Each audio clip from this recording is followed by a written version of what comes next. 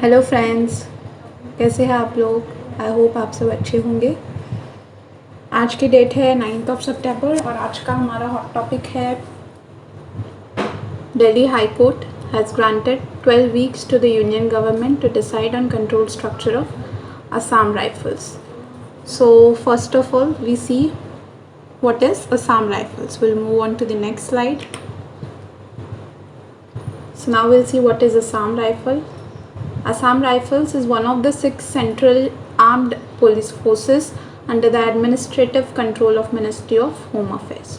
तो Assam rifle ministry of home affair के control में आता है। उसका administration ministry of home affair करती है। The other forces being the Central Reserve Police Forces, the Border Security Force (BSF), Indo-Tibetan Border Police (ITBP), the Central Industrial Security Force (CISF), and the Sashastra Seema Bal (SSB). Okay, it is tasked with the maintenance of law and order in the northeast along with the Indian Army and also guards the Indo-Myanmar border. So Assam rifle जो है north east region में law and order संभालती है Indian army के साथ और Indo Myanmar border को guard करती है। It has a sanctioned strength of over 60,000 personnel and has 46 battalions apart from administrative and training staff. 63 personnel है असम राइफल में around. So now we'll move on to the next slide. In this slide we'll see why in news. So Assam Rifle is the only paramilitary force with a dual control structure. Dual control structure मतलब इसका administrative control तो आता है home affairs ministry of home affairs के control में और operational control आता है Indian army which is in under ministry of defence. मैं यहाँ पे लिख देती हूँ MOD is Ministry of Defense. Okay, now we'll see the second point.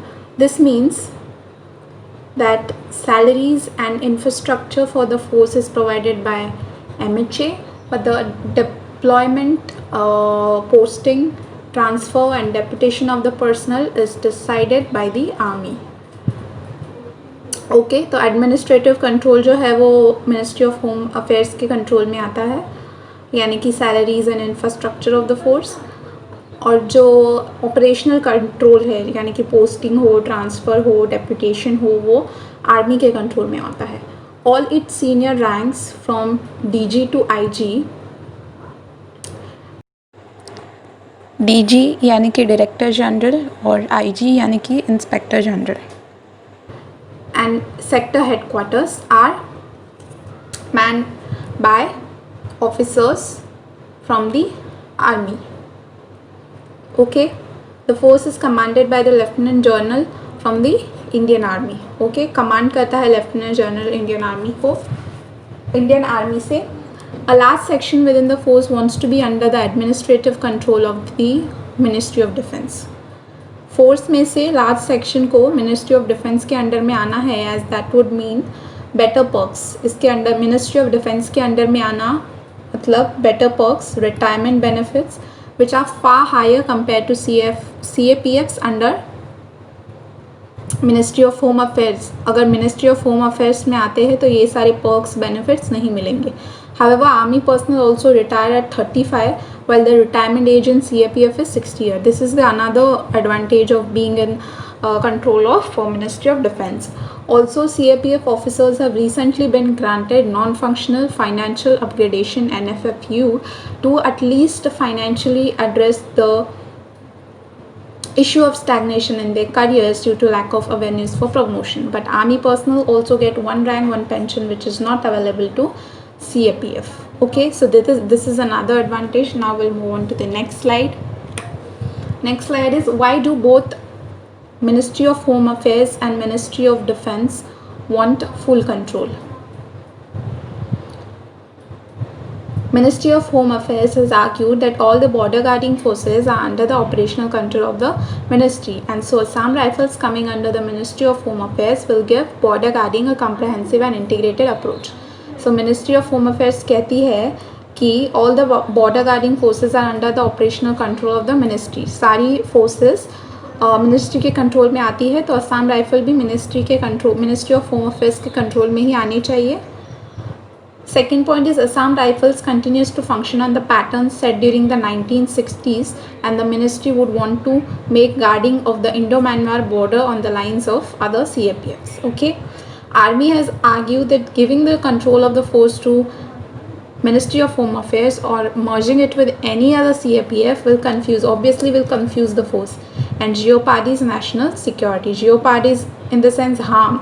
Okay, the jeopardize word means harm to the national security. Okay, so यहाँ जो हमने NFFU word देखा, इसका हम मीनिंग देखेंगे ये वाली स्लाइड में. I will explain it to you. NFFU is a concept introduced in the 6th Pay Commission and was granted to what the government termed as a group pay organized services. Okay, under NFFU, non-functional financial upgradation is the full form of NFFU. If all the officers of a particular batch cannot move up the ladder owing to the lack of vacancies, only one does, the other will automatically get financial upgradation as the one promoted. Okay, I hope you all understand the meaning of this line. Also, more command level posts are expected to be reserved for the cadre officers of these forces. इस तरह की जो forces है Assam rifles की जैसे, इनके लिए seats reserves होती है. मोर कमांड लेवल पोस्ट जो होती है वो रिजर्व्ड होती है compare to deputation of the IPS. Okay, now we'll move on to the next slide. Contribution of Assam Rifles.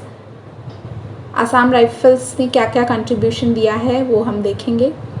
Conventional combat role during the Sino-India War in 1962. Operating in foreign land as part of the Indian Peacekeeping Force IPKF to Sri Lanka in 1987, that is Operation Pawan, to peacekeeping role in the northeastern areas of India. Okay guys, that's it for today. I hope you all enjoyed the video, and please like, share and subscribe to my channel. Okay guys, bye bye.